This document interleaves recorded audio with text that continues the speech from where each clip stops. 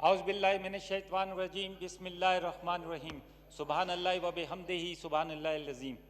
जनाब चेयरमैन साहब, बहुत शुक्रिया कि आपने मुझे इस बजट सेशन पे बात करने का मौका दिया, और मैं दुआ कर रहा था कि कराची का वज़ीर आला कादर पटेल भी यहाँ आ जाए ताकि मेरी पैगाम जो है वो हुकूमत सिंध तक पहुँचा सके। मैं समझने के लिए कि ये बजट होता क्या है, मुझे आज तक समझ नहीं आई इस बजट की। 18वीं तरमीम जो कि कवर्ड 18 है, वो उसके बाद 57.5% जब सूबों को चला जाता है और 43.5% वफाक के पास रहता है, उसके अनाउंस के बाद होता यह है कि इस मुल्क के सारे दानिश्वर, सारे माहिर इक्तिसादियात और माहिर एंकर्स रोज़ाना बैठकर वफाकी बजट का ऑपरेशन कर रहे होते हैं। भाई क्यों नहीं सूबाई बजटों का ऑपरेशन करते? क्यों नहीं सिंध असम्बली का, सिंध का बजट का ऑपरेशन करते? क्या 57% वाले का ऑपरेशन नहीं होगा? लगता तो ऐसा है कि जी सब कुछ। अब मैं क्या बताऊं, इस बजट को लेकर मैं अपने इलाके में चला गया, उन्होंने कहा आफ्ताब साहब क्या लेकर आए? मैंने कहा जी बजट लाया हूं। उन्होंने बोला भाई इस बजट में है क्या? मैंने कहा कुछ नहीं है इस बजट के अंदर, इसलिए कि इसमें आज कोरोना आ गया है, इसके अंदर मसाइल आ गए हैं। लेकिन कवर्ड 18 के बजट को जब मैं देखता हूं तो बड़ा हैरान होता हूं कि 12 साल से मुसलसल बजट पेश कर रहे हैं वजीर आला सिंध, और जब मैं अपने हलके को देखता हूं तो पहली दफा, आप यकीन करें इस कराची के लोग, ये भी मेरे दोस्त ने भी इस बात का जिक्र किया कि 15 करोड़ रुपया मेरे वजीर आजम ने दिया। मैं उसका बहुत मशकूर हूं, एहसानमंद हूं। मुझे ऐसा लगता है कि जैसे मेरे इलाके के अंदर बहार आ गई। लोग मुझे इस तरह मुबारकबाद पेश कर रहे हैं कि आप यकीन करें झोलियां उठा उठा के हमें दुआएं दे रहे हैं कि कह रहे 30-30 साल हो गए हमें, 20-20 साल हो गए हमारे इलाकों में कोई तरक्याती काम नहीं हुए। तो 12 साल से जो शख्स बजट पेश कर रहा उसने क्या पेश किया? फिर कहते हैं कि जी पॉपुलर डिसीजन लिया कि जी तनख्वाहें बढ़ा दी 10%। आप यकीन करें मैं अपने इलाके के सरकारी मुलाजमीन के पास गया, उन्होंने कहा कि हमें तनख्वाह नहीं चाहिए। आफ्ताब साहब, जो 63 अरब रुपया आपने इसमें एक्सेस रखा है तनख्वाहों के मद में, उसके बदले में 29 जिले हैं पूरे सिंध के अंदर। अगर हर जिले को 2-2 अरब रुपया दे दिया जाए तो ये यूरोप से मुकाबला करने लग जाएं। वो कहते हैं हमें क्या चाहिए? स्कूल चाहिए। मेरे दोस्त कादर पटेल को इस बात का यकीनन याद होगी ये बात कि मैं जब पहली दफा यहाँ आया तो मैं एक बड़ी फाइल लेकर डैशिंग यंग स्मार्ट चेयरमैन के पास गया, और उसे मैं समझा कि ये यकीनन बाहर से क्वालिफाइड है, ऑक्सफोर्ड का पढ़ा हुआ है, बेनज़ीर साहिबा का साहबजादा है, इसके अंदर यकीनन गरीबों की हमदर्दी होगी। तो मैं उनके पास गया, मैंने कहा ये मेरे इलाके के सरकारी स्कूल हैं, उनकी उस्तादों की एक शिकायत है कि जी ये हमारे मसाइल हैं, इनको हल कर दिया जाए। उन्होंने मुझसे वो फाइल ली, अपने एक यंग सेक्रेटरी के हवाले कर दी। कुछ दिनों के बाद मैं फिर गया, ये सारे विटनेस हैं इस बात के, मैं फिर गया उनके पास, उनसे मैंने कहा कि जी मैंने आपसे एक दरख्वास्त की थी। उन्होंने दूसरे सेक्रेटरी को बुलाया और उसके हवाले कर दी। मैं फिर तीसरी दफ़ा गया उनके पास कुछ अरसे के बाद, तो मैंने कहा कि हज़रत मैंने आपसे एक दरख्वास्त की थी। सबको मालूम है मेरी सबसे दोस्ती का ताल्लुक़ है, मैं हर एक की इज़्ज़त करता हूँ, मैं हर एक से प्यार और मोहब्बत करता हूँ। मैं उनके पास गया, मैंने कहा बिलावल साहब ये आपसे मैंने दरख्वास्त की थी। तो उन्होंने मुझसे कहा कि आप इमरान खान को कहो मुझे पैसे दे दें। ये जवाब था उनका। उस वक्त मुझे एहसास हुआ कि मैं इसको बेनज़ीर का साहबजादा समझ रहा था, ये तो जरदारी का साहबजादा निकला। जनाब चेयरमैन साहब, अगर ये सरकारी मुलाजमीन को 63 अरब देने के बजाय अगर ये पैसे सूबे सिंध के 29 अजला पे लगा दें तो आप यकीन करें, क्योंकि 5,000-6,000 से ज़्यादा का फ़र्क नहीं पड़ता तनख्वाह के अंदर एवरेज, अगर ये वहाँ पर स्कूल बना दें तो एक एक घराने को 10-10, 15-15, 20-20 हज़ार रुपये का फ़र्क पड़ेगा। अगर सरकारी स्कूलों की हालत प्राइवेट स्कूलों जैसी हो जाए, अगर वहाँ पर डिस्पेंसरियाँ जो उताक बनी हुई हैं, जो खच्चर खाने बने हुए हैं, जो लोगों के जानवर बांधने की जगह बनी हुई है, अगर उन्हें इस डिस्पेंसरियों को फाल कर लिया जाए तो आप यकीन करें कि ये बहुत बड़ा एहसान होगा इस सूबे सिंध के लोगों के लिए। मेरा इलाका, मेरा हल्का NA 252 जो बलूचिस्तान के बॉर्डर से लेकर और शहर तक आता है। अगर वहां पर किसी बच्ची को, किसी मेरी माँ को, मेरी बहन को, किसी को कोई तकलीफ होती है और उसको अगर लाना हो तो पता है आपको कि 40 किलोमीटर के फासले के ऊपर एक हॉस्पिटल है जिसका नाम अब्बासी शहीद है, उसको वहां तक लाना पड़ता है। रास्ते में रोडों का ये आलम है कि जो कहते हैं कि वो अभी डॉक्टर कहता है कि इसको 2-4 दिन के बाद डिलीवरी होगी, माजरत के साथ में अपनी बहनों से, वो उस रोड पे जब गुजरती है तो रोड के ऊपर ही डिलीवरी हो जाती है। इतने झटके लगते हैं, इतने झटके लगते हैं। तो वो कहते हैं कि भाई ये क्या जुल्म कर दिया हमारे साथ। अजीब सूरत हाल का शिकार है। आप जाके तो देखें कुत्तों की हालत। कुत्ते कहते हैं कुत्तों की वैक्सीनेशन नहीं है। मैंने एक दोस्त से पूछा, मैंने कहा बिलावल हाउस में भी तो है। उसने कहा वहां पे एक स्पेशल कुत्ता है, स्पेशल कुत्ता, उसको ऑलरेडी वैक्सीनेशन हुई हुई है। अब उस किस काम की वैक्सीनेशन हुई है वो भी हमें नहीं पता। भाई खुदा को मानो, अस्पताल नहीं है, स्कूल नहीं है, पानी का निजाम, तरस गए पानी को, कतरे कतरे को तरस गए, पानी के कतरे कतरे को तरस गए। और वहां पर पानी अगर आप बाजार में खरीदने जाओ तो वाफर तादाद में मौजूद। बिजली का ये आलम 18-18 घंटे हो गए। हमारे बुजुर्ग, हमारे नौजवान, हमारे बाप, हमारे भाई, वो तो गर्मी में बाहर टाइम गुजार लेते हैं किसी ना किसी चौखट पे बैठकर, लेकिन वो हमारी बहनें, वो हमारी माएं इस गर्मी के अंदर जो घर से बाहर नहीं निकल सकती, उनके साथ कितना बड़ा जुल्म हो रहा है। पानी को तरस गए, गैस नहीं है, बिजली नहीं है, स्कूल नहीं है, डिस्पेंसरी नहीं है। और सबसे बड़ा भी अजाब मेरे हल्के के अंदर है, NA 252 के अंदर, वो ये है कि अभी पिछले दिनों आपने देखा होगा टीवी के अंदर, पटेल साहब आपने भी देखा होगा कि 1500 आदमियों का जिरगा हुआ।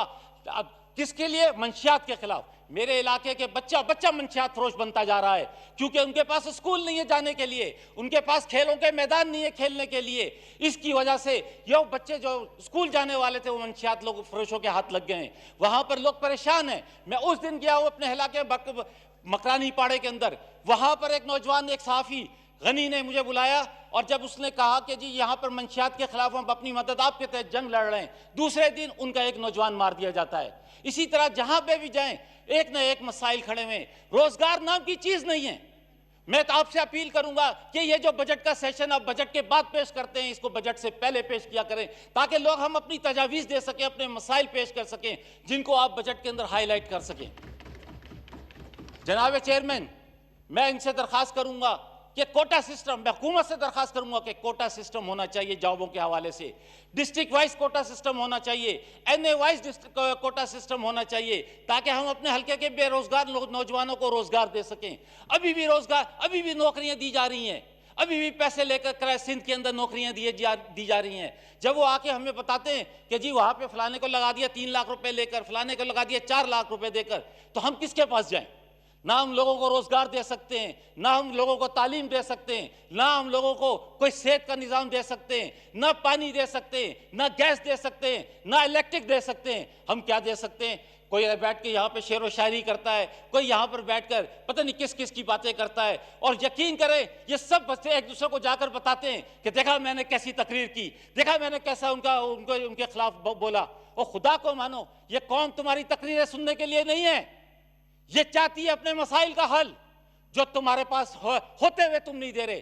तुमने कहा, यहीं इसी प्लेटफॉर्म पर खड़े होकर कहा कि हमने लाड़काना को पेरिस बना दिया, हमने मीरपुर खास को फलाना बना दिया, हमने नवाब साहब को फलाना बना दिया। आए मेरे साथ, मैं आपको लेके चलता हूं कि आपको दिखाता हूं पेरिस और महल।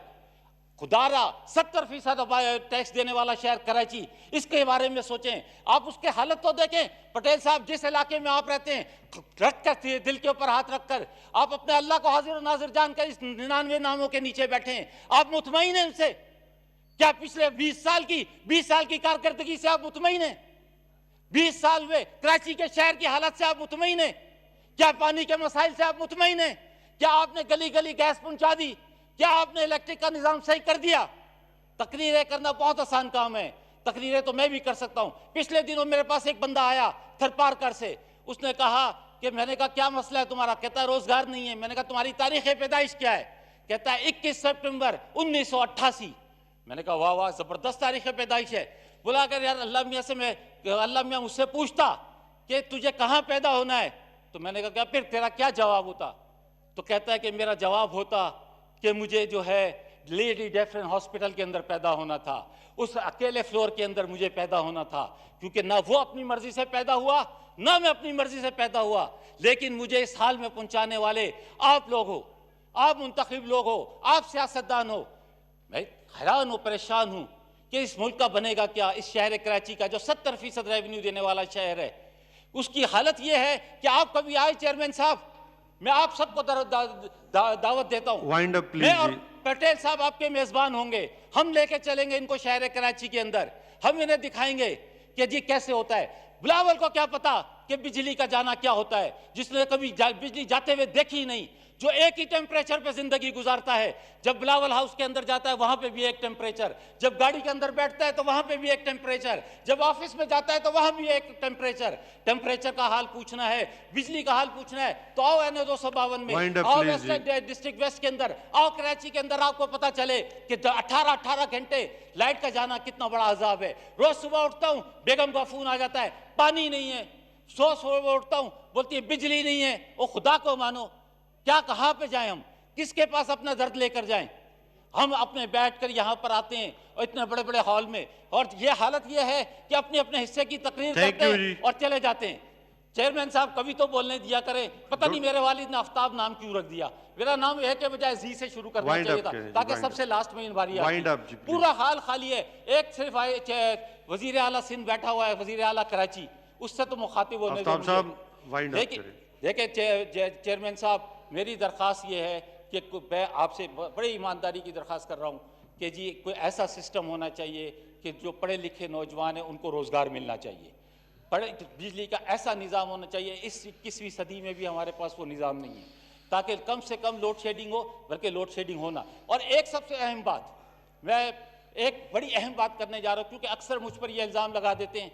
मैं ये कहता हूँ कि कराची के अंदर जितनी पिछले 30 साल में चाइना कटिंग हुई, जितने 30 सालों में कब्जा हुआ, उसकी GIT बननी चाहिए। अप करें क्योंकि टाइम सर, GIT बननी चाहिए। मेरे दोस्त कह रहे हैं मेरा हमारा टाइम भी तो आप ले लो। नहीं, अभी आप टाइम वो नहीं लिख सकते, उनको अपना टाइम तो उसकी GIT बननी चाहिए कि किस किस ने जमीनों पर कब्जा किया है, किस किस माफिया ने इस पर कब्जा किया है, और उसके पीछे कौन लोग हैं।